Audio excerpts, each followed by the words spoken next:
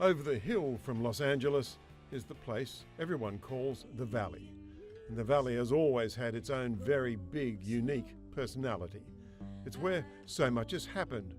And the locals, well, they're pretty sick of LA getting all the attention.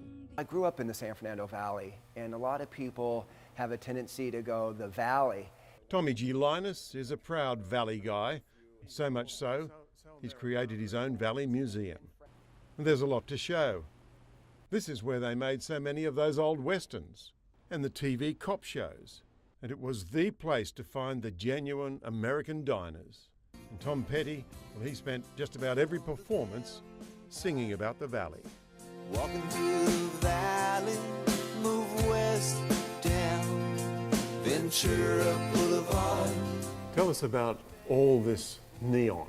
I love neon, and you know, there used to I can see that. Yeah. Well, there used to be a lot of neon here, and it's just disappeared. One of Tommy's favourites is the big neon sign he rescued from the now closed music venue, the Palomino Club. But a lot of famous people got their start there. Elvis made an appearance there, Johnny Cash played there, Buck Owens, the Flying Burrito Brothers, Mac Davis, Linda Ronstadt. But it was a really, really famous venue.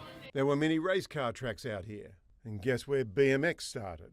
As far as the sport that we know today as BMX in the Olympic sport, originated here locally. Are these collector's items now? Yes, a lot of these bikes will range anywhere from $800 up to about $3,000 for a bike like this.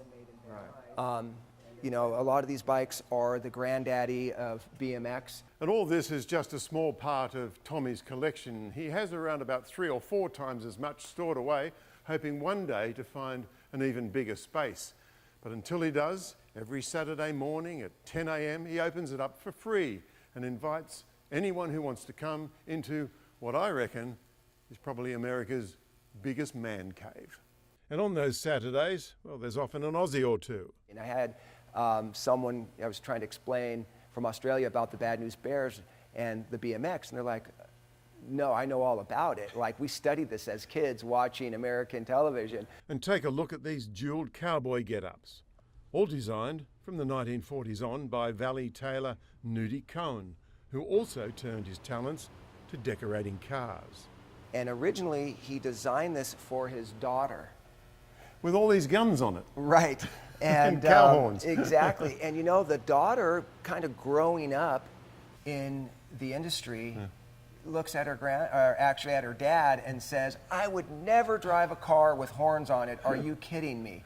And so his wife drove it around, and a very iconic piece, probably worth somewhere between $375,000 to about $400,000 on its uniqueness. Tommy sees in the future a bigger, better Valley Museum, a place to take yourself back to the good old days. There's so much going on in the world today where, you know, a lot of people need a break, and you get to come in the museum and kind of relive your childhood, and it kind of takes you away from all that for a minute. I'm free.